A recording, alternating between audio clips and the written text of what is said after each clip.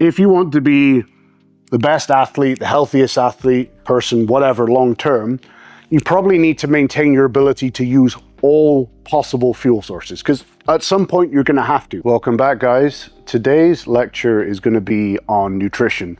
Kind of inadvertently, what I think we've tried to do subconsciously with this lecture series is try to make you a little bit more autonomous. You know, we've gone over auto regulation, we've gone over sleep, gone over goal setting. Now we're going to go over nutrition. Basically, we're trying to just give you the toolbox that you need to kind of self-coach a little bit better, because obviously not everyone wants to hire a coach or can hire a coach. And even if you do, you should be trying to take as much ownership of these things as you can as humanly possible. So the goal of today's lecture is to kind of give you enough of a foundation and a blueprint that you could go from knowing very little about nutrition or almost nothing to having a framework to work with where you could kind of set your own diet parameters and know how to adjust them reasonably well on your own, so you can feel reasonably confident you kind of like 70 to 80% of the way there, okay? So we're gonna go right at this from the super basic level and then go through it step by step, trying to give you like building blocks so you can kind of design your own diet, know where your own macros need to be, why you might favor some macros over another, and all that type of stuff. So if you're someone who already has a pretty high level of knowledge on nutrition, this might not be the lecture for you. So for that, I apologize. But for those of you who are trying to like looking to take more ownership and have like a foundation to work with, hopefully this is going to allow you to do that. So first off, we should probably look at like what are our basic building blocks? Like what are the currencies that we're working with? And obviously the main ones here are going to be, we're going to have calories at the top, which I'm sure most of us are familiar with what they are. And then from there, we're going to be dealing with our individual macronutrients. Okay, so we have protein, carbs. I'm probably going to spell something wrong at some point today. I just feel it coming. Hopefully it's not something simple like fat. Okay, so obviously calories is our basic measure of how much energy we are putting into the system. And, you know, we'll go on a bit of a tangent later about the whole calories versus hormones debate, should we say. As always, it's never one or the other. It's always both, because there's crosstalk between them and they interact with each other. Yes, the total number of calories is very, very important, but hormones and a lot of other factors determine how that equation of calories in versus calories out, actually what that actually looks like, especially in terms of the calories out portion, okay? So first thing we probably need to do when we're setting up a nutrition plan for ourselves is to first know where our calories need to be, because everything kind of stems down from there, right? And then the first macronutrient that we're going to be worried about then is going to be protein. So when we're looking at protein, first off, let's put it up how many calories it has. So it has 4 calories per gram. And this is our only form of nitrogen that we will get in our diet, okay? So this is why we need protein in the diet, because it forms our basis of nitrogen. And if we don't have enough nitrogen going into the system, we can't build new tissue or even replenish old tissue. Like cells are turning over and dying all the time, we need to be able to replenish them. If we're lacking in nitrogen, then we don't have the backbone or the raw materials to do that building process. Then you can imagine, obviously, that leads to certain detriments in the long term. So this is why protein kind of gets prime spot, if you like, because it gives us that ability to turn over and build new tissue, okay? Now, protein is not easily stored, okay? So this is why there's, again, we'll talk about this later, about the whole like how many grams of protein should you have per meal, etc. The reason for this is protein's not easily stored, and a lot of the time if you take too much in at once, then through a process called gluconeogenesis, basically what happens is those excess amino acids come over here and get turned into glucose. And I'm not going to go ahead and write out gluconeogenesis, but we're just going to put GN there. So if there is a huge surplus of protein, or let's say there's a time in which glucose is desperately needed and there's not really any going about there, we can create more glucose there through the conversion of protein. Okay. So now next up, we have carbohydrates. Now, carbohydrates are going to be, again, 4 calories per gram.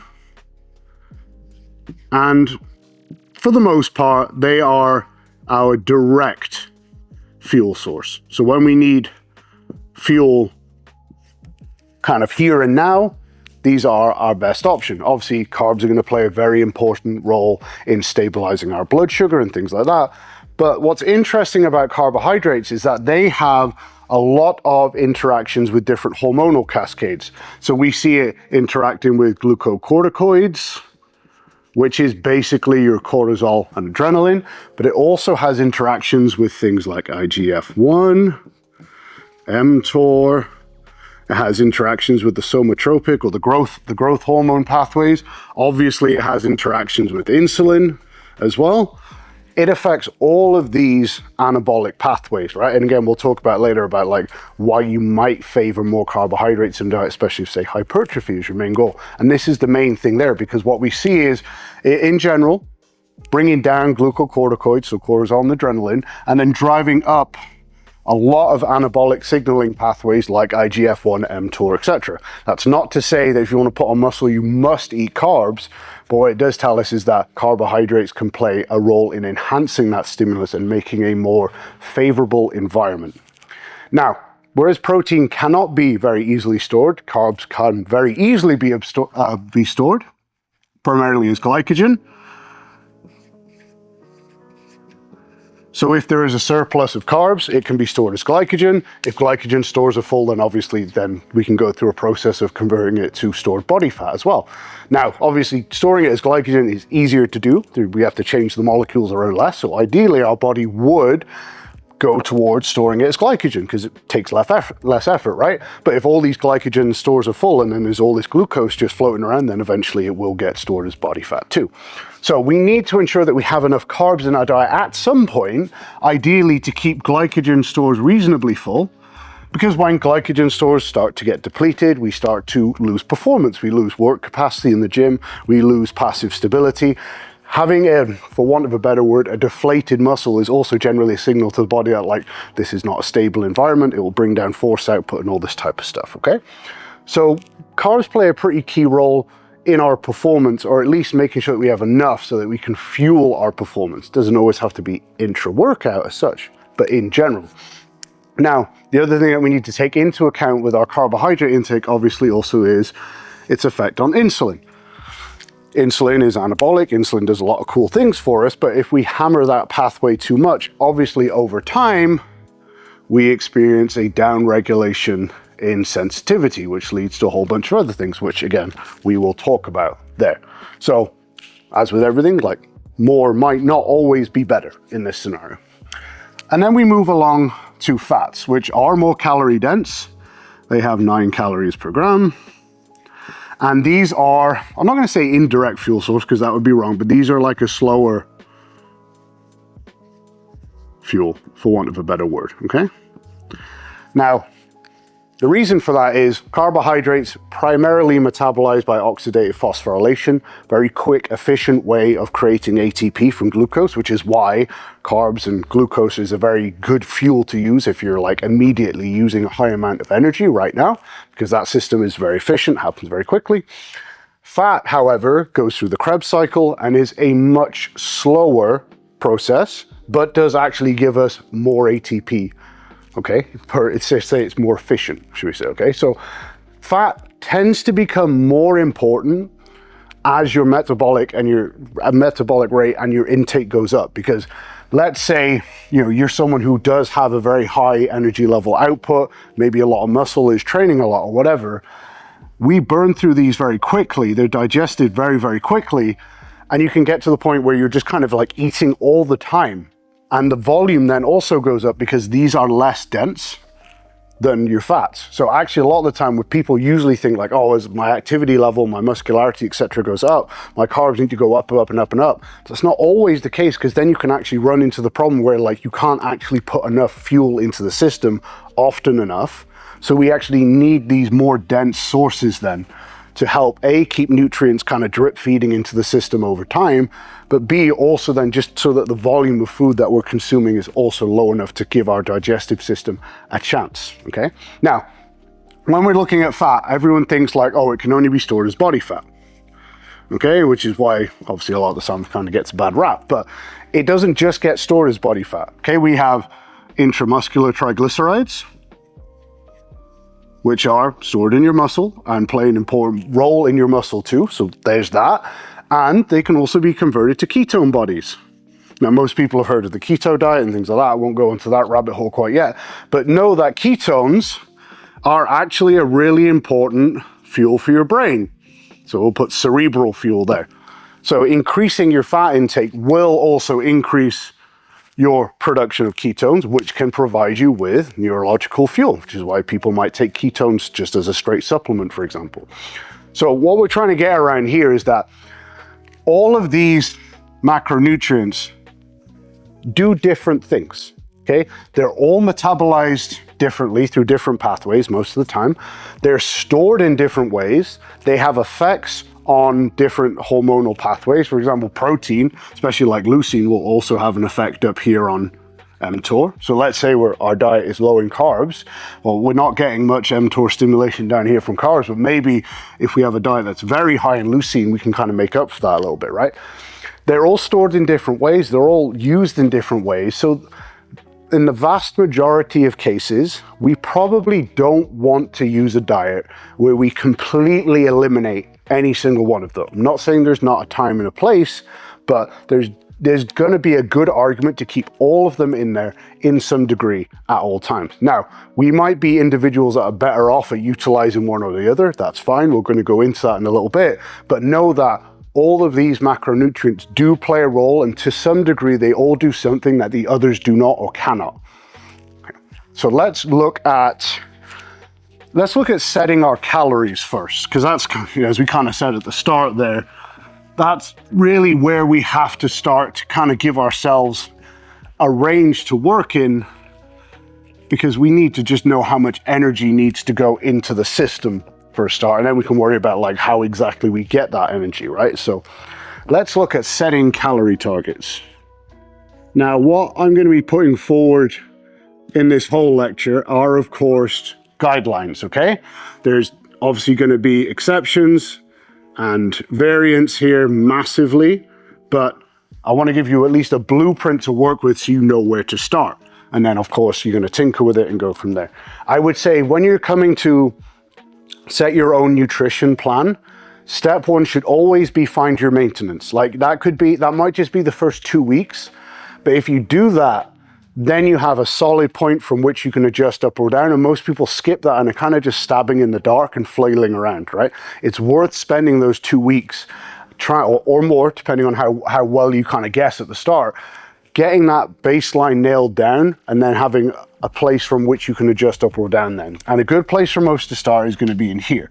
So we're going to have like either end of a spectrum here, right? We're going to put 10 times body weight down here. And when I say body weight, we are going to be talking in pounds for today at least.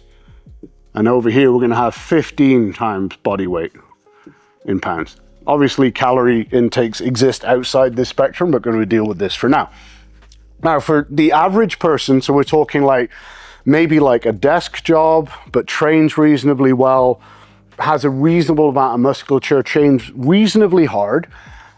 Very often, maintenance intake is going to kind of fall in this range here at kind of 12 to 13 times body weight. And again, in pounds.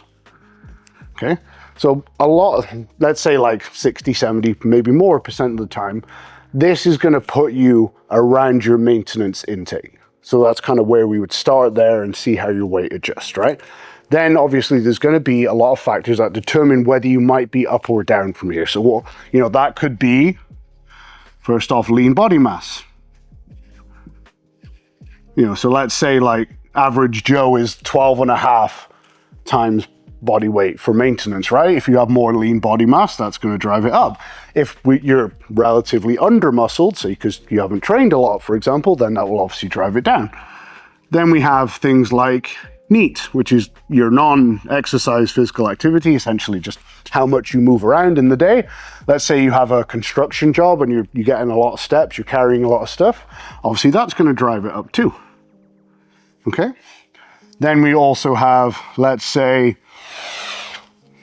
it's going to be a a big kind of variance here, but let's say genetic factors. So things like your thyroid output, even like your body proportion. So like generally speaking, I'm not going to go down the whole ectomorph, mesomorph rabbit hole because I don't really believe in it that much, but generally speaking, people who are kind of built like me, like very limby, like human spiders, tend to have higher metabolic rates naturally than people who are stockier and things like that. We generally tend to know kind of where we fall on that spectrum, right? Like if you were that teenager who could just like eat absolutely anything and stick thin, then you know that you're on the high end of that spectrum, so on and so forth, okay? So there's going to be various factors that are going to drive this up or down.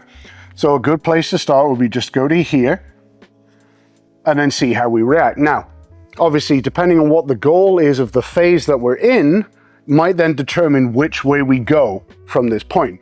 And the reason I've kind of drawn this either end here, because obviously this might be gaining phases, we end up being up here. And then fat loss phases, obviously we might be down here. Now, you absolutely can and may well have to go below this point or above this point.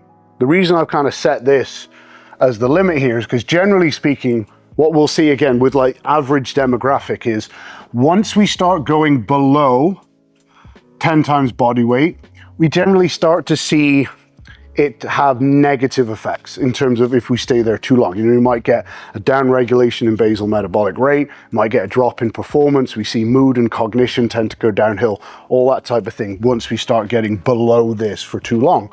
Similarly then, when we start going up here, 16, 17, 18 times body weight, yes, we may well need to be there to keep the scale moving in the right direction and keep our building phase going. But that's generally then when we also start to see things like insulin sensitivity start to drop. Maybe we start to run into GI issues, things like that. It's not to say that you should never go to that place. Like, for example, some people may well need 20 plus times body weight to gain. But again, for general population, let's say you start your gaining phase kind of like here at like 14 times body weight. And obviously over time, maybe we need to titrate those calories up. And then we start pushing up here and we're at like 16 to 18. Generally at that point is then when you need to start watching out for these down regulation of those pathways, your insulin sensitivity and your digestion primarily. And then at some point, as we can discuss later, you usually end up needing to take like a diet break so you can kind of restore those things and then go back to your gaining phase. Similar down here, you know, you may start your diet, the goal would be to start your fat loss diet as high as possible. Let's say you're up here at 12 times body weight. And obviously then as you lose like these, you creep your way down here and then maybe eventually you end up at like 8 to 9 times body weight in pounds here. That's when you're going to start thinking to yourself, okay, now I need to be really watching for my performance in the gym. I need to be watching for my sleep, my mood, my energy levels, all that type of thing, because now I'm probably in a space that is not sustainable in the long run, okay? So the average trainee is probably going to spend most of their time between these two limits, between 10 and 15 times body weight, and then kind of like reach out for shorter periods then, depending when maybe towards the end of a gaining phase or towards the end of a fat loss phase. Okay, so let's look at, so that's where we're going to look at in terms of calories. Most of the time, that's where we're going to be. If you don't know where to start at 12 to 13 calories per pound of body weight, see how your body weight adjusts, and we'll go over how to adjust based on your body weight swings later. And then from there, you can tweak up or down depending on what happens. So let's look at protein next. So we kind of got our ballpark figure, and maybe we should just keep tabs of our like, let's just say like our demo person over here. You know, we got like Joe over here. Say he's 200 pounds because that makes math easy. And we're going to say like, okay, Joe now kind of knows where his maintenance is. We're going to say 12.5 calories per pound. So 2,500 calories is going to be his maintenance. Okay, we're going to start putting together a little blueprint for Joe over here, right? So let's go to protein. Obviously, tends to be a lot of deliberation about protein intakes, and tends to be the macro we care most about, right? Because protein makes us jacked and all of that. Now, if you look at just kind of the research, what we tend to see, especially in, I believe it was Schoenfeld and Aragon's work, tend to illustrate that I think it was 1.6 grams per kilogram of body weight was the protein intake that capped out hypertrophy benefits. So like when individuals went above this intake, there was no further benefit seen. And of course, protein is expensive for a start, but also because if we go past that point, in theory, then we're just going to take that extra protein, turn it into glucose. We're just paying for expensive carbs, not really getting any benefit, although eating steak is nice, right? So why don't we all just eat this and be fine with that? Well, and then also, why is the conventional wisdom 1 gram per pound, which obviously is a little bit higher than 1.6 gram, more like 2.2. Why is conventional wisdom this? Now, this will be a little bit of a rant, and I apologize. When we're looking at these studies on protein intake and hypertrophy, we need to remember the demographic that they are applied to, and vast majority of the time, they're going to be beginners or untrained individuals. And there's very good reason for that. Because let's say I'm running a study on protein intake and hypertrophy. Maybe I get 3 to 6 months to run that study. That would be like great if you could get 6 months. That's pretty rare. Let's go and say I take a bunch of people who have been training for 10 years, right? Really advanced trainees. How much muscle can those individuals actually gain even in 6 months? Like it's tiny, right? Depressingly small.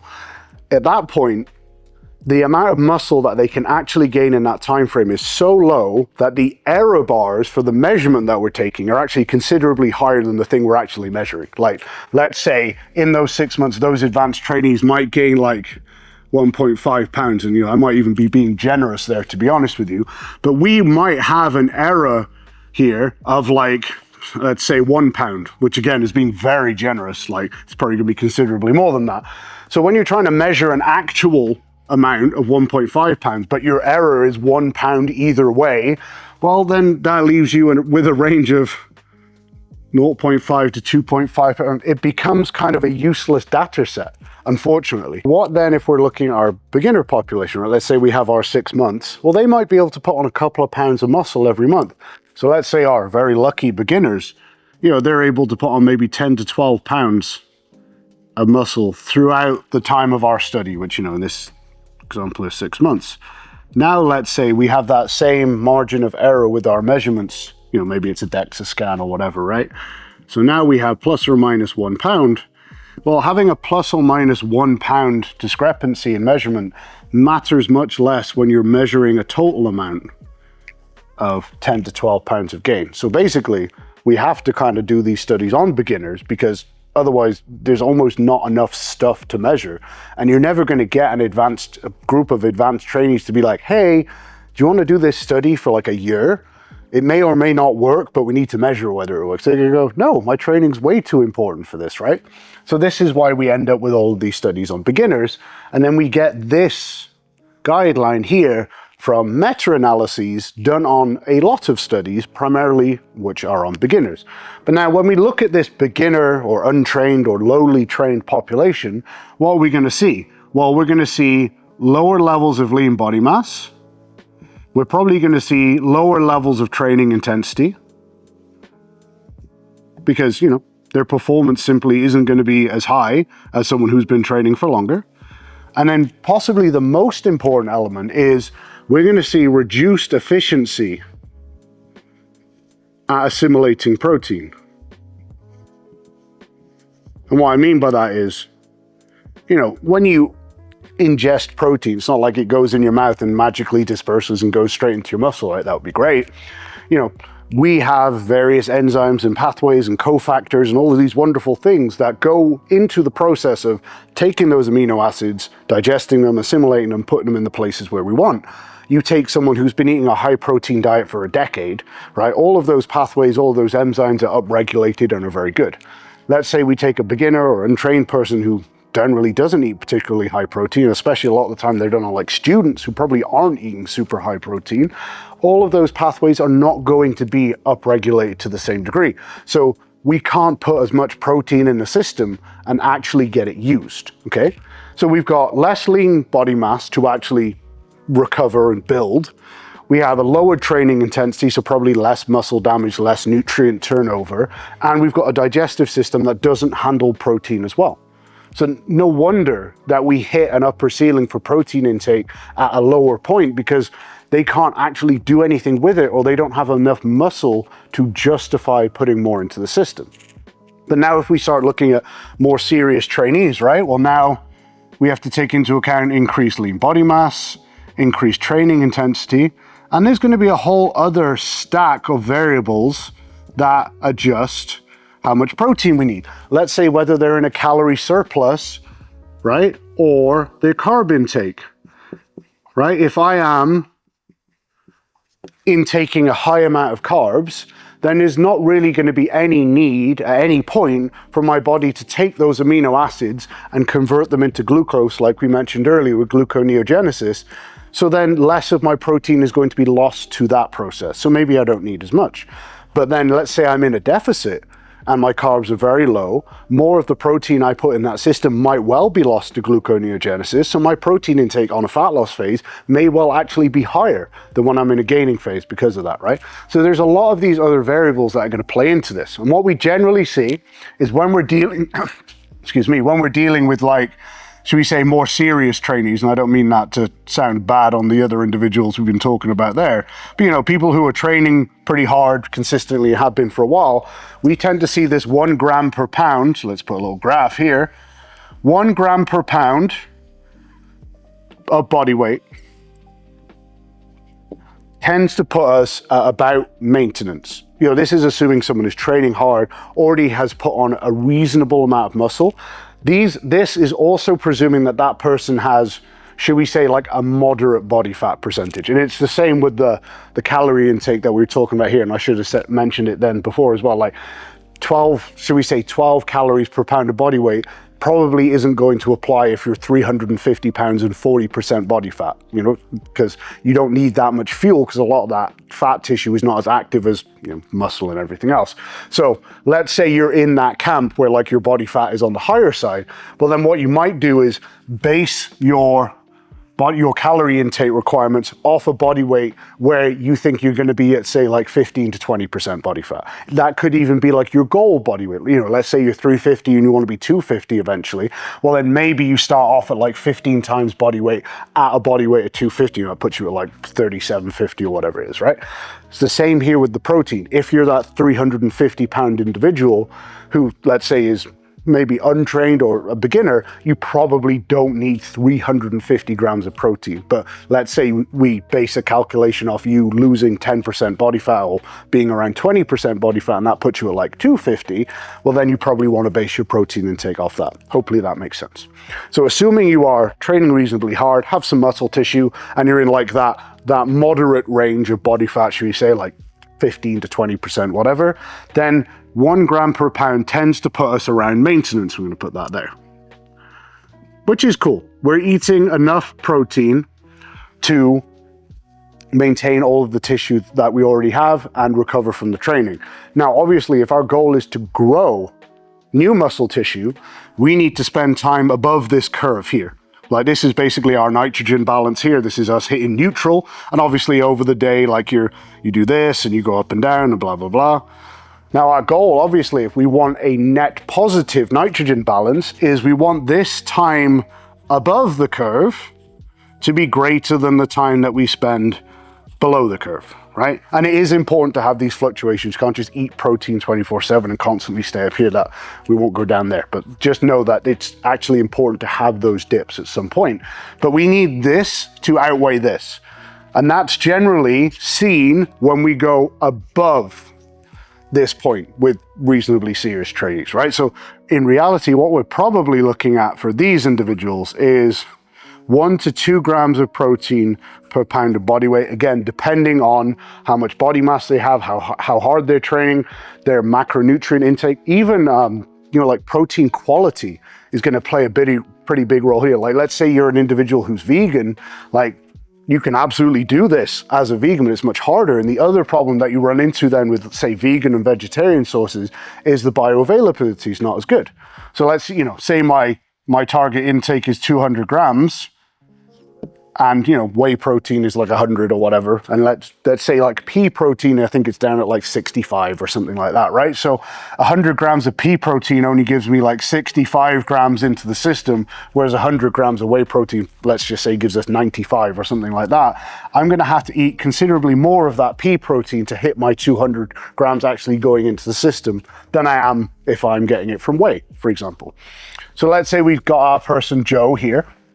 He's going to be he probably doesn't need 2 grams per pound of body weight. He's not like a high level bodybuilder or anything like that. So we're going to go maybe just above that. Hey, let's just put it at 200 grams. So we've already got that up on the board. That's convenient. Joe needs 200 grams of protein a day to at least maintain what he has, right? And let's say he's going to go into like a fat loss phase. So we just need to maintain what he has. Now, some of you might say, well, that sounds like quite a lot. And, you know, maybe it is, but we need to remember that when we put protein into our system, actually very, very little of it actually ends up in our muscle tissue. Like if we're very lucky, about 5 to 10%, and it's usually the much lower end of that spectrum,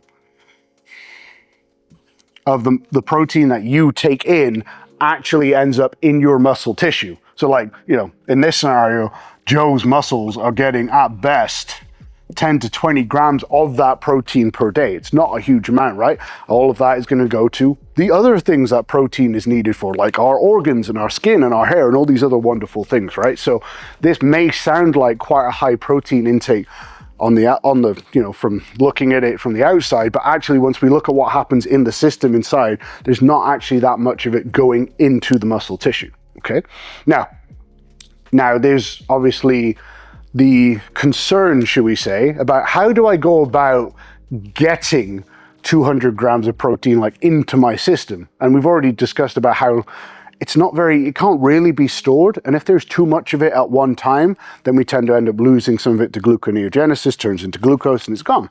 So this is why generally we're going to be looking at, I'm going to have to start bending over here soon.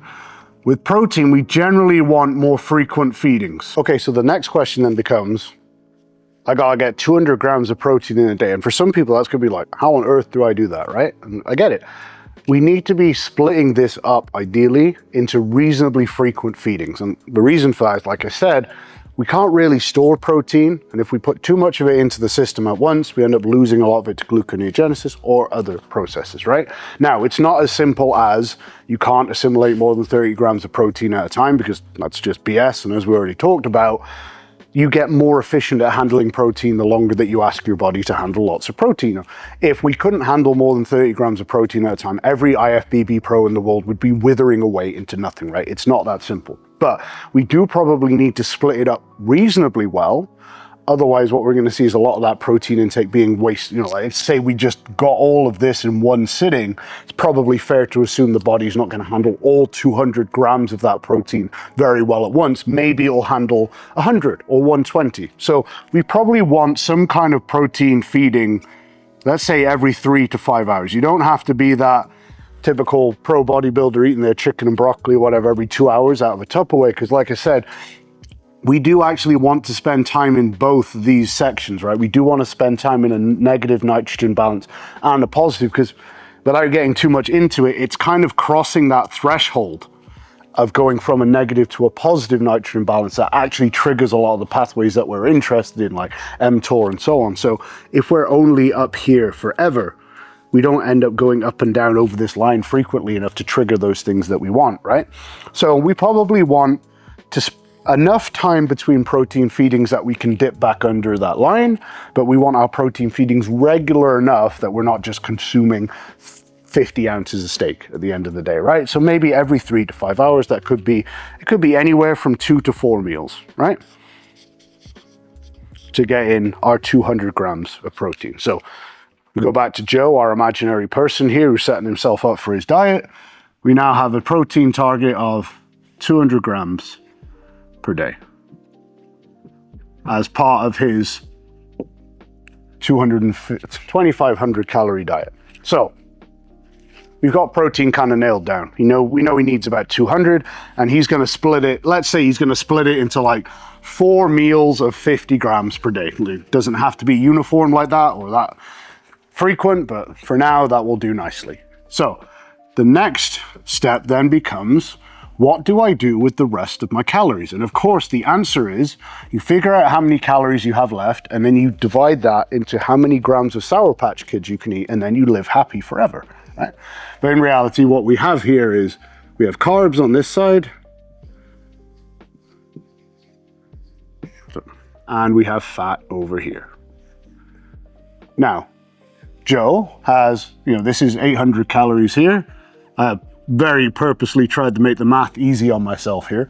So take 800 away from there. We have 1700 calories a day from which to give to carbs and fat. Now, as we've already kind of discussed, they do different things. They are metabolized in different ways. They also have different effects on your neurotransmitters, on your hormones, which we will talk about in a little bit. So some people are going to want to be more in this camp, and then some people are going to be more in this camp. And again, what I would suggest is if you're kind of starting out here for the first time, find your maintenance. And then when you're setting up this baseline diet, just go 50-50. Yeah, just do that. 50% of the calories that are left go towards carbs, which in this case is going to be 850, and then 850 over here. I'm not going to do the math on that right now, but you can do it later without me, okay? That would be where I would start, and just see how you react to that. And there are going to be some people that do that and feel great and never need to adjust from there. And then as the calories and the protein adjust, you just always go 50-50, cool, right? And again, we can talk about like biasing more of this 50% of the carbs around like your workout window. Generally speaking, fat is better off kept high when we're in what's called parasympathetic state. So fat when we are kind of at rest and not doing a lot, and then carbs are when we are in sympathetic state, right? So when we are active and doing stuff, right? I mean, we all kind of know this, right? Like we don't need a lot of carbs in our system when we're sat down watching Netflix, for example, right? I know it's not that simple, but if you're just kind of like, where do I put them? That's a good place to start. Mainly around your workouts or some form of physical activity when you're not doing any form of physical activity. Now, then when you go into this 50% split, obviously what we're then looking for is which one do you respond better to if you do have a bias. It's going to be, well, how do I know that, right? So let's say you're one of those lucky individuals who is a poor carbohydrate responder, right? Doesn't respond well to carbs, right? How do you know? Well, what will happen is after you eat, so we're going to go here, arrow, carbs. Carbs go into this person, right? Generally, they're going to feel sluggish and lethargic. They're probably going to be having, let's say, inconsistent energy levels, like big peaks and troughs like that in energy, right? And then generally, these individuals are also prone then to, when they are eating carbs, they generally get a lot of bloating, indigestion, gas, that type of thing. And this is very often linked to over-fermentation. So they've got stuff in their gut that's causing an excessive fermentation of the glucose that they're taking in, causes a bit of gut distress, and they don't digest them very well. Now, this can be like a chicken or egg scenario, like do you not handle them well? If you got maybe poor insulin sensitivity, which is causing this, or is the gut stuff causing poor insulin sensitivity, etc., it doesn't matter. The point is, you're someone who, at least at this point, is not a good responder to carbs. And you can know that very quickly. Like, you have a reasonably high carb meal. How do you feel afterwards? If you feel like you need to fall asleep on the sofa for 2 hours, and your motivation is gone, and so on and so forth, then you're probably in this camp, right? Now, if you are a poor fat responder, then generally what you're going to see after you intake a reasonable amount of fat is a lot of indigestion. You're probably going to get reflux, right? The thing that we probably should have mentioned before this is, although fats can be stored reasonably easily, unlike carbs, what tends to happen if we put too much fat in the system at once, the system tends to kind of empty rather quick. And most of you have probably experienced this at some point, right? So we can go ahead and just put rapid emptying is probably accurate enough for us to all understand what we're talking about here, right? And then on top of that, you know, maybe we'll see even some kind of like autoimmune response. You know, it could be like horse skin rashes and all that type, not necessarily straight after you eat it, but when you eat high fat for a long period of time. If you're a poor fat responder, or you're just someone who needs more carbs, then as well, when you have lower blood sugar, you can get irritable, or should we say like moody or mood swings, because you don't have enough carbs in the system to keep your cortisol and your adrenaline low. Okay, so person who's a poor fat responder generally gets a lot of reflux, maybe gets some GI issues down at the lower end of the spectrum. Maybe they get more irritable, anxious, all that type of things when there's not enough carbs going into the system. Okay, and then you'd simply tweak with it. Like let's say during phase 1, you're here and you're like, yeah, feel okay, could be better. Well, then maybe phase 2, you know, we go ahead and go, right, let's bump this to like 60 to 65. And then, you know, we bump this to like whatever, 35 to 40 and see how we feel there. And then maybe you do that and your carbs go up higher and you're like, man, I'm at work and like, I just feel sluggish. I just don't really feel like I've got great energy. I'm going in the gym. I need more caffeine, you know, whatever it might be. Well, then we flip the script there and we go like 60, 65 over here, 35, 40, whatever there. And then maybe you feel better. Maybe you feel more energized, more awake, so on and so forth. And then you know that you're kind of inclined this way or you're inclined that way. Okay, most people generally are going to fall somewhere between 40 to 60%. So like most people probably want both of these at least 40%. Tend to run into problems when we go below that. Now, if let's say you're someone who's like a super good fat responder, like, well, how low can I put carbs before I start running into an issue, or vice versa? If I'm a person who just eats up carbs and feels amazing, like how low can I put fat? Well, then it's a great question. I would say if our goal is to maximize carb intake, because that's where we feel best, maybe we're in a hypertrophy phase or a high workload phase, you know, high volume training, whatever, well then fats could maybe go as low as, let's say 0.5 grams per pound, or 1 gram per kilogram, whatever currency you want to work in. You probably could go a little bit lower than that, but I wouldn't like to see that long term. Let's just say this, we're looking at like what's sustainable here. That would probably be where I want to be. And then, you know, that gives you the maximum number of calories then to put over here into your carbs to fuel whatever it is that you're doing. If we're over in this camp and we're like, well, I don't want to do a keto diet, but like the higher the fat my fat is and lower my carbs are, the better.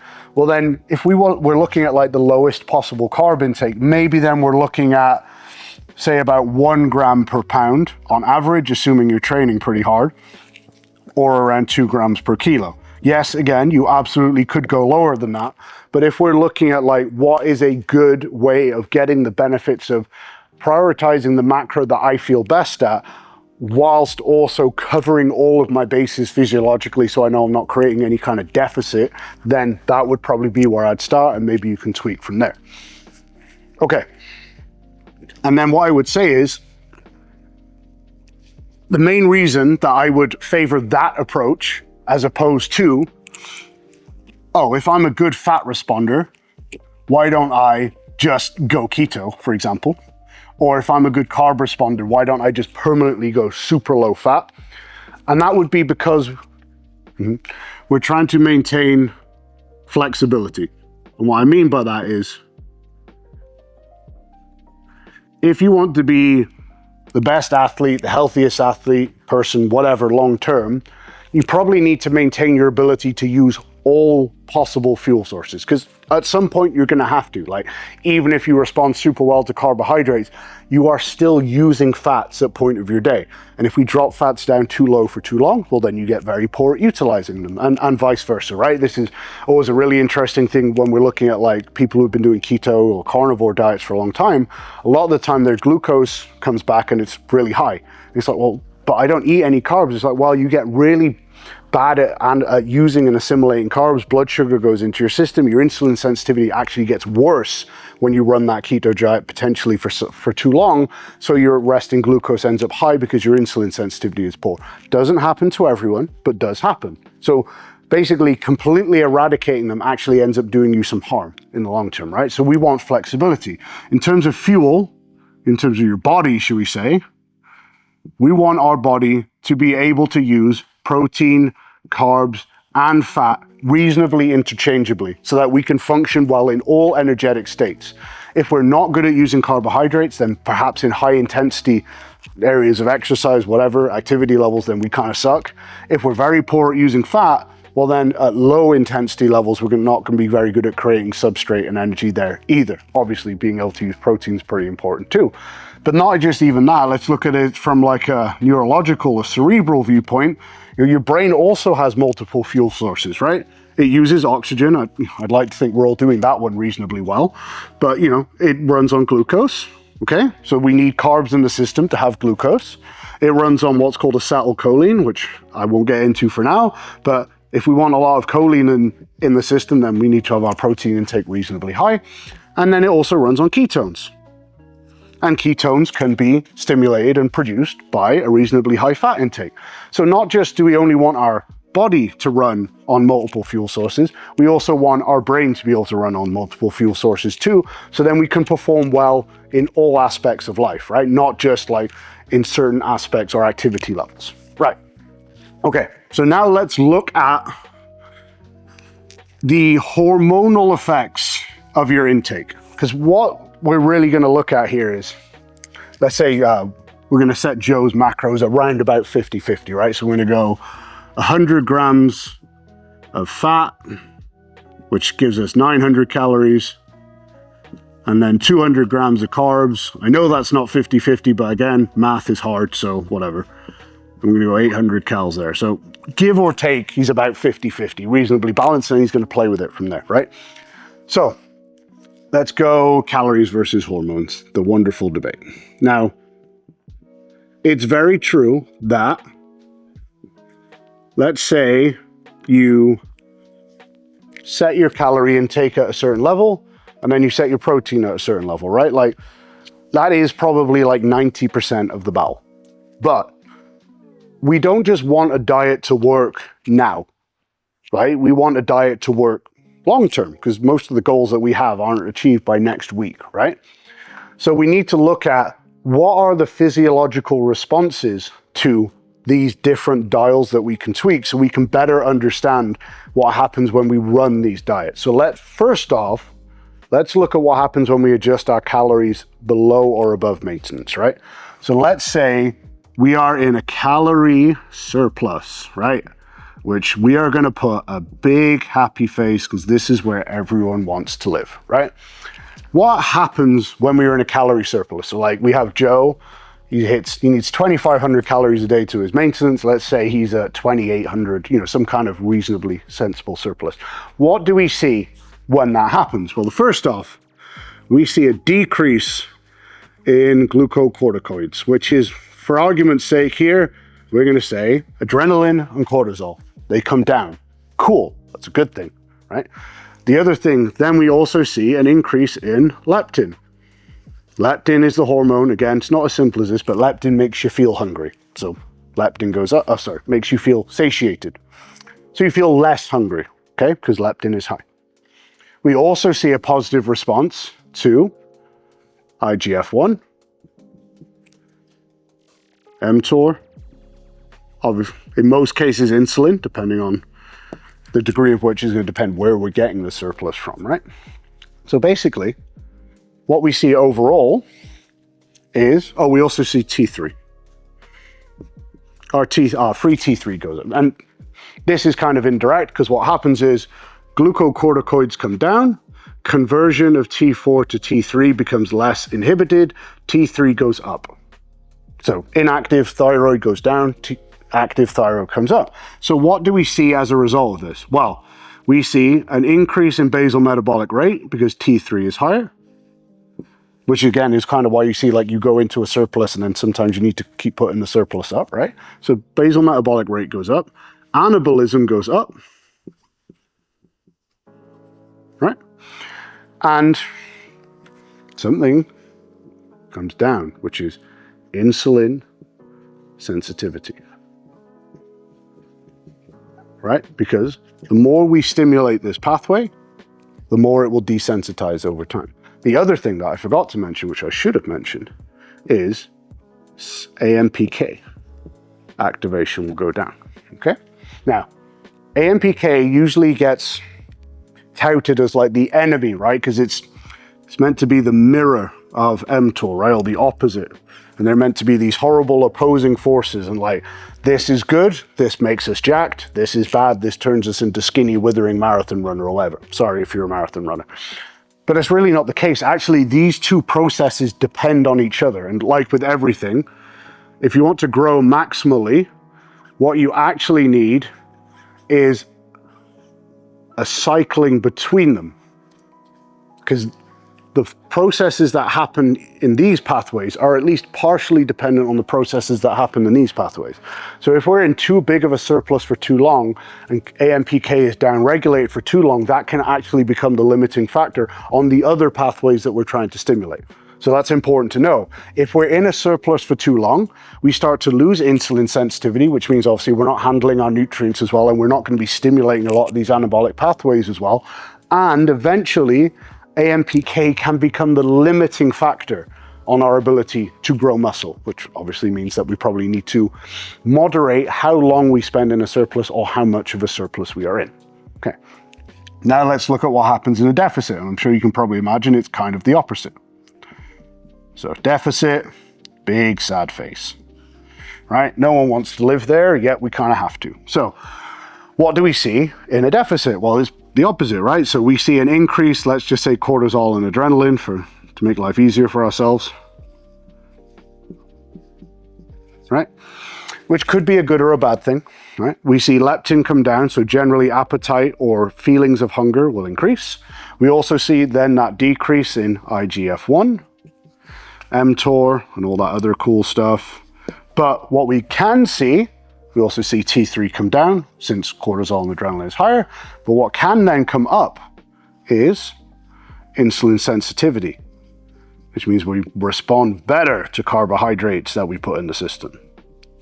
Obviously, AMPK also goes up.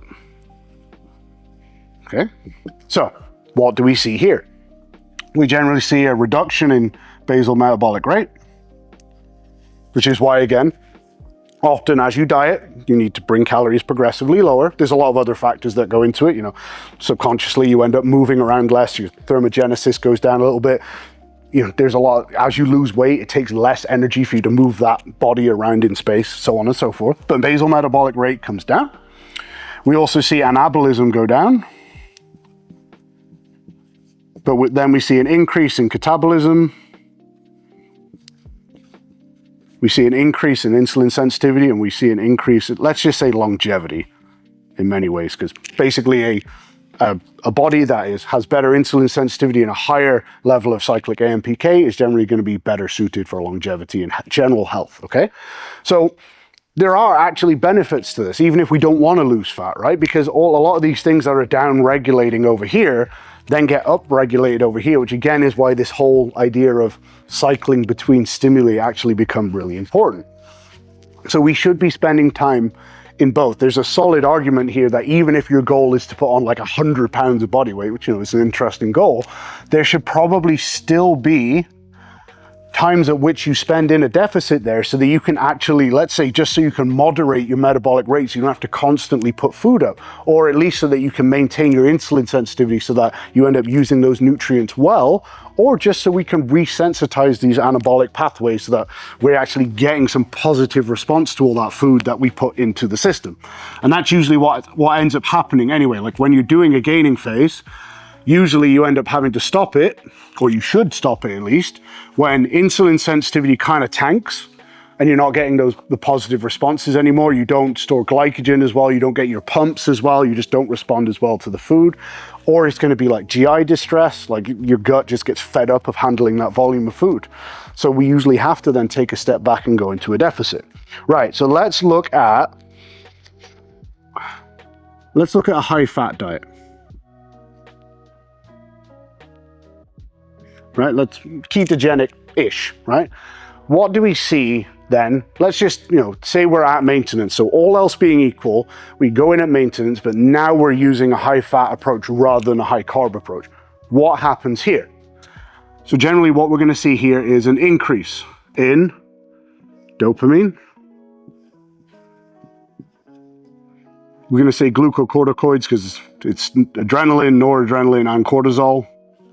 We see an increase in GABA. And we're going to see coming down of glutamate, serotonin. Obviously here with this higher fat, we're going to have lower carbs, so we're probably going to see like a lowering of insulin, which means we will also probably see lower mTOR, IGF, and all that type of stuff, right? We'll probably also see relatively higher levels of AMPK. Now, why is this important? Well, this is important because we need our diet to kind of tick the box in terms of like providing the substrate for the goal that we're trying to achieve, right? But we also need to like feel good on a diet so that we actually follow it long enough to achieve whatever the end goal is, right? So let's say you're an individual who, you get people who are like dopamine heads, adrenaline heads, so on and so forth, right? You're someone who's dopamine dominant, so usually very competitive, quite self-confident, not necessarily to the point of being arrogant, but you like to turn everything into a competition, that type of thing. You might go on a high-fat diet, and because your protein intake is higher, glucose is lower, and your tyrosine intake is going to be higher, which is a precursor to dopamine, then you're going to feel awesome because your dopamine is going to be super high, or it's going to be higher than if you followed a high-carb diet, right? So you feel awesome. Let's say you're someone like me who's super sensitive to adrenaline, hence coffee and stuff is great, right? If you're super sensitive to adrenaline, well then going on a high-fat diet and having lower blood sugar is going to make you feel amazing because it will push adrenaline up. And if you run on adrenaline, that's a great thing. You're going to have more, and you see this quite often, right? There are going to be subsets of people who like go keto or carnivore or whatever, and they end up kind of turning into the zealots who are like, this is amazing. Like, this is the best thing I've ever done. Everyone needs to do this diet. Not necessarily the case, okay? It depends on what kind of neurotransmitter profile you have. GABA will go up because glutamate will come down. They are opposite ends of the spectrum. Opposite sides of a coin is a better way to put them, right? They can't both be high at the same time. So we have GABA and glutamate. It's kind of like mTOR and AMPK. So we have like this kind of cycling approach here. We have some enzymes like D-carboxylase enzymes here that kind of convert them. When blood sugar is low a lot, we increase this conversion here. So glutamate comes down, GABA goes up. Now, a lot of people have very high glutamate for reasons I won't get into, and will then feel better. Basically, glutamate is like we say like an emotional amplifier. It makes you kind of sway more, like it makes good things amazing, and it makes not, like say, someone cutting you up in traffic like the worst thing ever, right? Makes you more easily triggered. So if your glutamate is high and you're a bit volatile emotionally, you might go on like a keto style diet, glutamate will come down, GABA will go up, all of a sudden you're really chilled. That's kind of cool, you're gonna feel great. But let's say you're someone who has low serotonin, right? Someone who's prone to anxiety, maybe prone to depression, might be a candidate for something like an SSRI. You go on a high fat or keto style diet and your serotonin tanks, you are gonna feel awful. Riddled with anxiety, it's gonna like push you the exact opposite way, right? So even if we're at maintenance, we can get this effect from our diet without adjusting the total caloric intake, right? And then let's say we go high carb, you can imagine we're gonna see the opposite, right? When we go high carb and blood sugar is more often high on average, well then we're going to see glucocorticoids coming down. So again, mainly adrenaline and cortisol. That's going to come down. We're going to see dopamine come down. Okay. We're also going to see GABA come down. And then up, we're going to see glutamate. Obviously, we're going to see insulin. We're going to see serotonin go up, and we're also going to see AMPK come down, but we're also going to see all those cool anabolic pathways get more stimulated too, right? So even, this is why I'm saying like you should spend some time creating your ideal blueprint, like just spend a month or two, find your maintenance, then play around with this and see what effect these have on you. Because then you're going to know where you feel best, and then you're going to know this is a diet that I can actually follow, right? Like if you're someone who's not super sensitive to adrenaline or dopamine, someone who maybe is naturally a little bit more anxious, well then, voila, high carb diet is going to be literally perfect for you, right?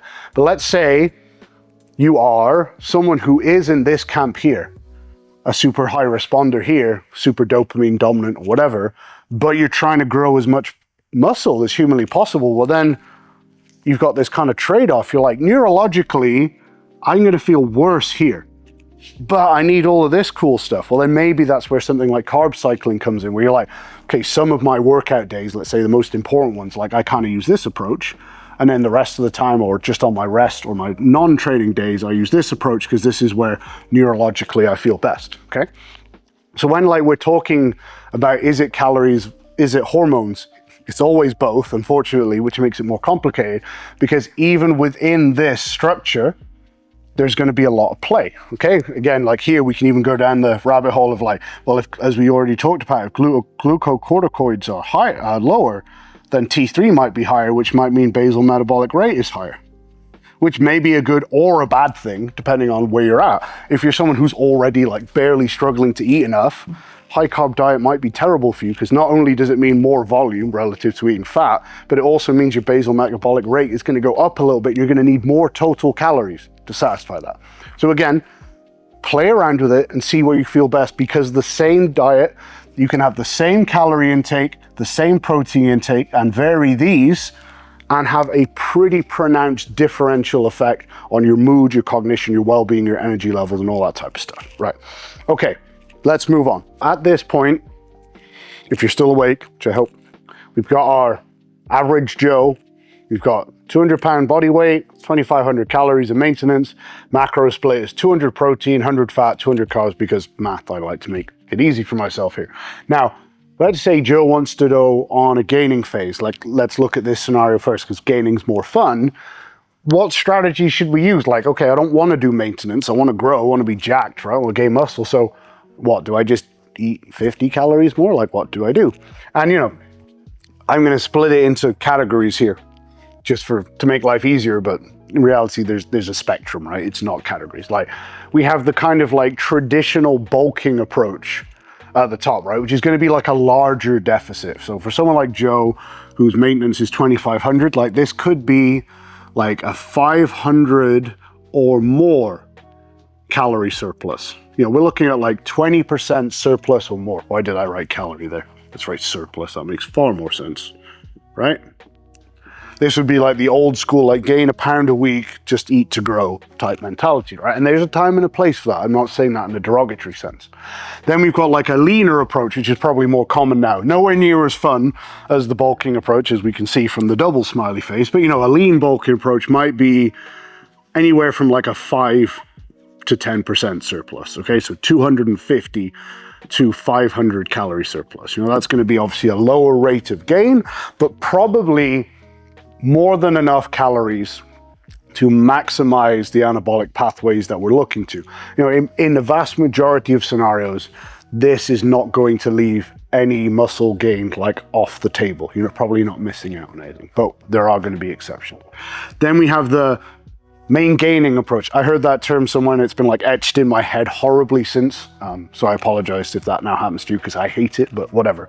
It works for this argument. And, you know, this is doing a really small surplus, so like 5% or less calorie surplus, right? So again, here, we're probably accepting leaving some muscle gain on the table, not getting all the possible muscle gain that we could get, but we're probably going to very much limit the amount of fat that we gain here. So let's say you're someone who is quite lean and would like to stay that way.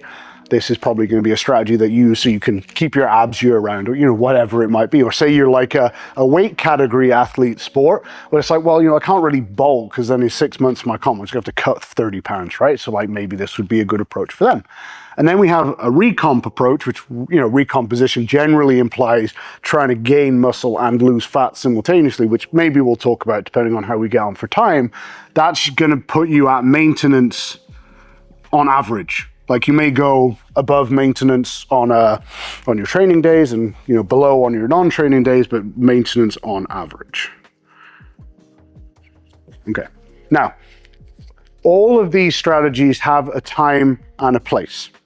Now, we talked about the effect that a calorie surplus has, right? We talked about how it can positively affect those anabolic pathways, but that comes with the downside of insulin sensitivity, AMPK, and all that type of thing, right? So what we're generally looking at is, for any individual, some of these might be appropriate at some point. It depends on where they're at in their progression and how, should we say, naturally anabolic? I don't have a better way of putting it than that. But let's just remove the beginner side of it. Let's just look at this. If I rub this out. As we go up this spectrum, you're going to favor a bigger surplus the less naturally anabolic you are, right? So let's say the stereotypical term there would be like a hard gainer, right?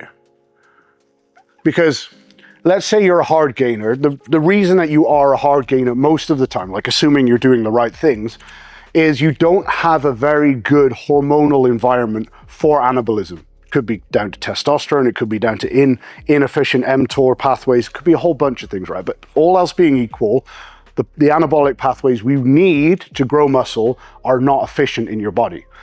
But we know that when we use a calorie surplus, a lot of those anabolic pathways get stimulated to a greater degree. So if you're a hard gainer and those pathways are pretty low level of activation, even when you train well, then we might need a bigger surplus to stimulate those pathways enough to get you growing meaningfully, right? So a hard gainer up here might need to favor one of these two approaches to try and put all of those things in their favor enough so that they can actually gain some muscle. Yes, they come with the downsides, which we've already discussed, but otherwise they're not going to grow at all. So they kind of need to do it, regardless of what the consequences might be after the fact when they do that. And that's, I mean, what's the opposite of a hard gainer? You know, let's just call this dude Adonis down here, or Giga Chad, or whatever the terminology would be here, right? Yeah, this person has a really favorable anabolic environment just naturally, right? So they don't need a huge calorie surplus to put everything in the right direction for them. You know, they can just kind of look at a weight and grow. So why would they spend time up here and accept all of the increased negatives? You know, let's say we do a bulking approach. You're not going to be able to do that for as long before all of those negatives accumulate and you're like, well, now I need to stop, right? Whereas we could probably be down here for a very long time and maybe not have to diet until like a year down the road, whatever. So if we're in this category here, which case, screw you, then you can perhaps spend your entire time in this really small surplus because you don't need all the extra help, which means you can be able to run a longer gaining phase. So that's like kind of you as a person, regardless of what stage of your weightlifting journey or strength training journey you're at, right? The more catabolic or less anabolic you are kind of naturally, like if you were naturally kind of the weedy kid growing up, whatever, maybe the gallon of milk a day diet might not be too bad for you. Maybe half a gallon might be more sensible, but you get what I'm saying. Whereas if you're the dude that kind of is naturally quite muscular or whatever, has always responded well to training, then you probably have absolutely no need to spend your time up here and you can get all the hypertrophy you want down here, say with this approach, without accumulating the negatives of those greater surpluses, right? But let's forget about that, right? Now let's just look at a person who's kind of average Joe. Well, which of these strategies is better for average Joe is going to depend what stage of this journey he's at, because how much muscle you can gain obviously is going to decrease the longer you're in the gym. The more muscle you gain, the harder it becomes to gain more muscle, right? And you know, these percentages here are kind of stolen from Aaron Allergan. Go read his stuff. He's amazing. He's been on the podcast a few times, I believe. In a beginner phase, you can maybe expect to gain like 1% of your body mass per month. So like Mr. Average Joe over here, when he's a beginner, might be able to gain like 2 pounds a month of lean tissue. Now that's not dry muscle mass, you know, that's going to be dry muscle mass plus intramuscular glycogen, water, and all that other cool stuff that comes with it, right? But he might be able to gain around 2 pounds. So if he was only using this little approach down here, main gaining, and only gaining like 0.5 of a pound a month, well, he's leaving over a pound of muscle gain out to the ether and losing out every month, right? That would be dumb. He would need to use one of these two approaches here so that he can actually maximize his potential muscle gain.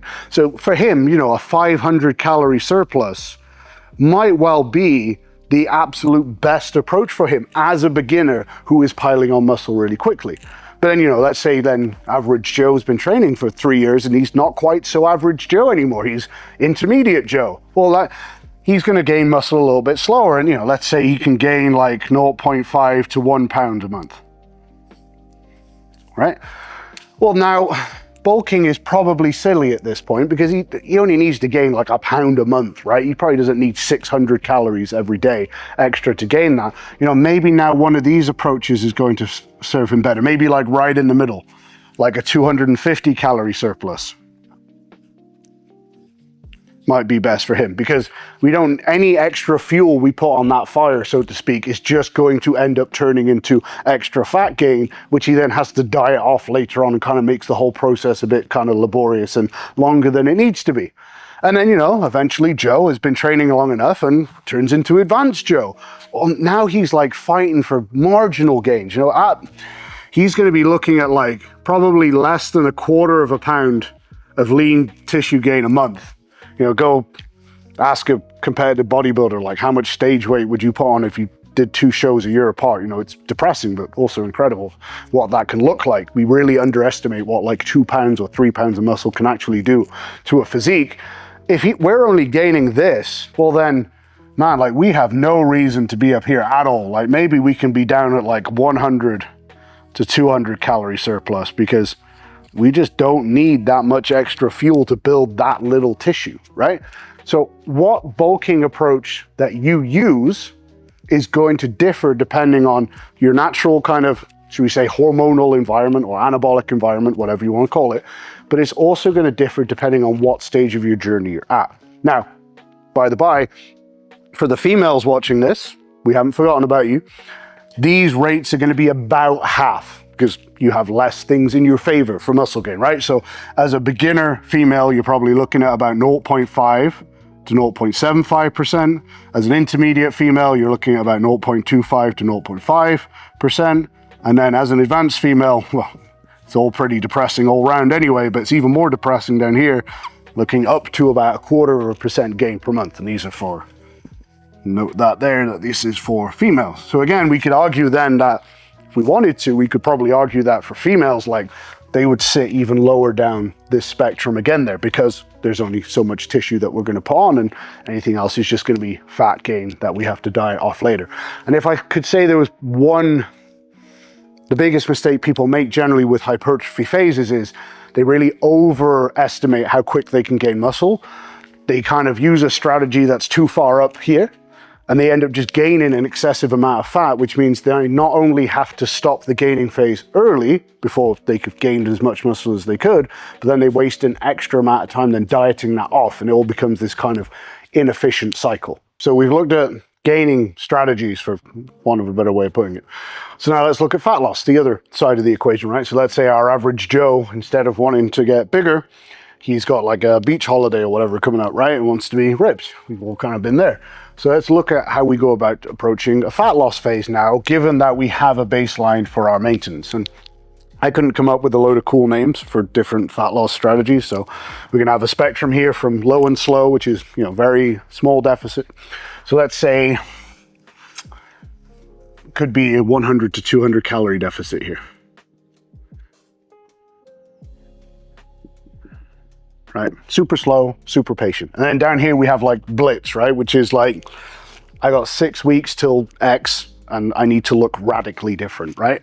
Now this could be enormous, right? This could be anything from like 600 up to like 1,000 calorie deficit, for example, depending on what the intake is of the individual, right? Could be 20% deficit or more. Whereas this could like be 5%, or say 5 to 7.5% deficit here. Now, why would you favor one over the other? It's not a case of like, it's not a case of this is dumb and this is great or vice versa. It's a case of context, right?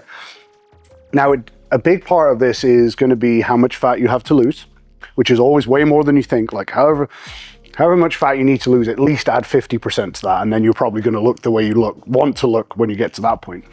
The other part of it is going to be how tolerant you are to stress. And what I mean by that is, as we go down this spectrum here, like deficit is increasing, right? So deficit is a plus as we go down this way. So then as we work down this spectrum towards like the throw everything at it type approach, we're going to get an increase in cortisol and adrenaline. So if you go back and look at all the hormonal stuff that happens when you're in a calorie deficit, we addressed earlier, all of those get magnified the bigger the deficit is. In the same way that we talked about a minute ago, all of those positive anabolic side effects of a surplus get magnified the bigger the surplus is. But as with anything, there is going to be an opposite side to that, and there's going to be a price, right? So bigger deficit will obviously allow us to lose fat more quickly, but we're going to get all those negative side effects accumulating much more quickly. So let's say you are someone who is working a very stressful job, maybe you've got like a newborn, or just, life stress is high for whatever reason. Well, then if cortisol and adrenaline are already very high for that individual, doing like a blitz style approach, which is going to skyrocket cortisol and adrenaline even more, is probably not a great idea, right? They're going to burn out and feel terrible. Similarly, let's say we've got like a student on summer vacation, doesn't really have anything going on, then blitz approach could be fantastic. They don't, they can just spend their whole day recovering pretty much from the diet or the training and everything else. So there's going to be that. There's going to be the cumulative level of cortisol and adrenaline in your life, or just essentially your tolerance for stress. The less tolerance you have for additional stress, the more you should favor a low and slow, small deficit approach. As we go down here, this is also going to be going towards shorter duration. Even if you have great stress tolerance, there is only so long that an extremely high deficit can be tolerated for, because A, you're going to run into all these problems with downregulation, your basal metabolic rate is going to drop, and also just from a basic level, you don't have that much room to keep bringing calories down if you start very low to begin with. So your runway of potential diet adjustments is much lower, or smaller, right? So if you're someone who has 40 or 50 pounds to lose, well, let's say this blitz approach can only be kind of tolerated for 6 to 8 weeks. You're probably not going to get anywhere near your end goal in 6 to 8 weeks, right?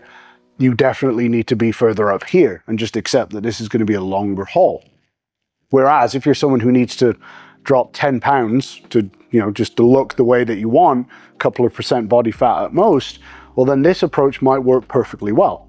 So it depends how long that journey is that's in front of you. Of course, there's always going to be variations there, like you could do a blitz approach and take various diet breaks and make it complicated. But if we're going this at like kind of more basic level, the more fat you have to lose, the higher up this spectrum of you're going to be. So the smaller deficit you're going to be, the lower tolerance for additional stress you have, the smaller the deficit has to be, so on and so forth, right? So it's not always going to be a case of like slashing calories down super low, because then you might end up running out of runway before you get anywhere near where you want to. And if you are someone who does have a lot of fat to lose, then you probably have to accept that even with this approach, you may not get there in one fat loss phase. You may well have to take at least some form of diet break and then have another go at it, because you may just completely stall entirely, or it gets to the point where the rate of return is so rubbish that you just need to kind of cut your losses and go back to it later. So let's say we have someone who wants to do this in a moderate to long-term approach, like reasonably average in every way, right? Like, how much weight should we be looking to lose each week? And this is the part people really struggle with, or at least in my experiences. They kind of set themselves up reasonably well, whether they know it or not. It could be by happenstance or whatever, but then they don't really know how to adjust as things go on.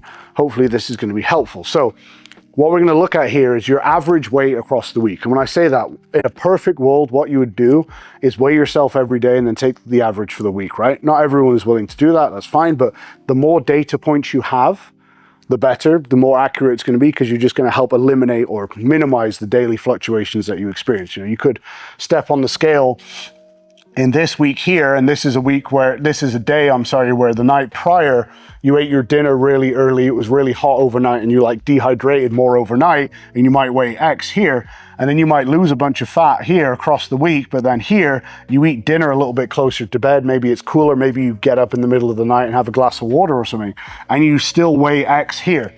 And your perception is, I didn't lose any fat or weight this week, therefore I need to make an adjustment, when actually you did lose fat, you just haven't accounted for those fluctuations. So that's, again, ideally, this would be an average taken through daily weigh-ins, or even two weigh-ins is better than one, for example, okay?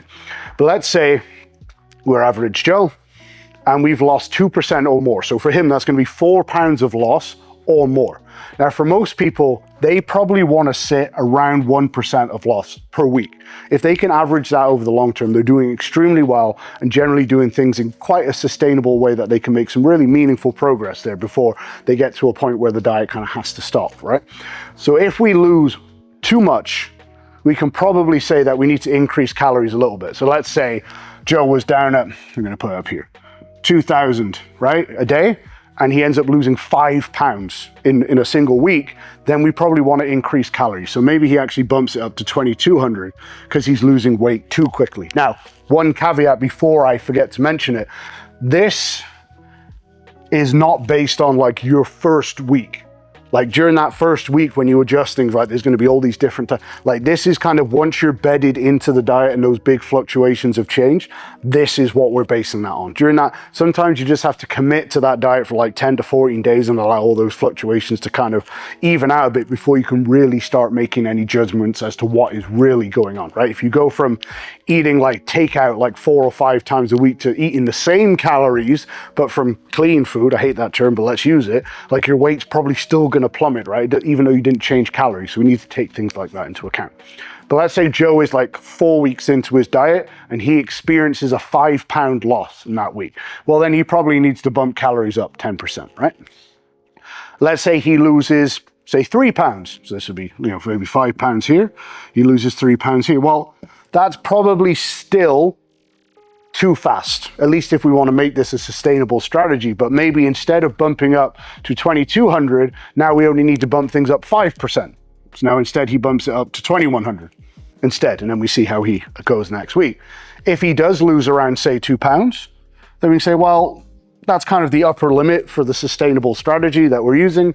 We probably don't need to make an adjustment because even though we lost 2 pounds this week, there's probably not going to be a greater loss than that next week. The week after might be 1.5 or 1, which kind of puts us right in that ballpark of where we want to be. We're never going to actually just lose 1 pound every single week like clockwork. Unfortunately, it just doesn't work like that. And let's say he loses 1 pound. Well, then we might have grounds to say, well, that's not bad. 0.5% loss is not bad, but maybe that's just not quite enough for us. So we're going to bring down calories a touch. So we're just going to subtract 5%. So we bring calories from 2,000 to 1,900. We kind of bring them down like the minimal amount that we have to kind of spur some new progress, or at least if we've lost 1 pound this week, if we didn't adjust, it would probably be say like 0.5 pound the next week or 0.7 or whatever. With this small adjustment here, then maybe we just lose another 1 pound next week and we kind of keep that rate of progression going. And then obviously if we don't see any loss, or perhaps we even see a gain, then we probably need to bring down calories. It's unlikely in this scenario, but let's say Joe went ahead and gained 2 pounds in this week, which means we did all of this calculation wrong, probably, right? But let's say that's what happens. Well, then we probably need to bring down calories a reasonable amount. And if it is a 2 pound gain, we might drop down as low as 1,700 in this theoretical scenario. We probably wouldn't start him that low ever, to be honest with you, but you get the point, right? So this is a little matrix that you can use to just know how to tweak this as you go along. Now, again, I'd say this is where most people go wrong because they just don't know what to do based on the adjustments that they see, right? But essentially, I would say for most, if you're losing consistently between 0.5 and 1% of your body weight per week, you either want to just leave it the same or make very, very small adjustments, all else being equal, right? Obviously, if you fall outside of that range, that's when we make bigger adjustments. But what we need to do is make sure that we magnify this out. And it's the same with the hypertrophy and the gaining strategies. Again, people don't look long-term enough very often. It's like, well, if you are losing 0.5% a week, that is still a pound a week for Joe. Like, okay, if he did that for 16 weeks, that's a big deal. That's 16 pounds of probably what's almost pure fat loss, because we're going to be doing this in a sensible manner. He's probably not going to lose a significant amount of muscle, and so that is going to be pretty good return on investment for him there. So that would be how you'd set up a fat loss phase. Now, I think it's worth mentioning very quickly just a couple of other different, not strategies, but like popular diet types and why they might work well and why they might not work at all, depending on who you are. And this is, I'm trying to be as unbiased as I can here, because the reality is all of these things work. All diets work. They're all a tool. When used in the correct context, can get some fantastic results. What matters is this the correct tool for you? And how do you know whether that's the case or not? And hopefully you're a little bit closer to understanding that now. So let's just go ahead and look at fasting, right? Fasting is pretty popular. Again, trying to be unbiased here because this is something I do a lot of personally. Why might we favor fasting? Okay, well, first off, remember, calorie deficit and fasting are going to achieve the same end goal in the short term in terms of the neurological effect, right? So when we fast, blood sugar is low, which means cortisol and adrenaline is up, cyclic AMPK is up, all that cool stuff, right?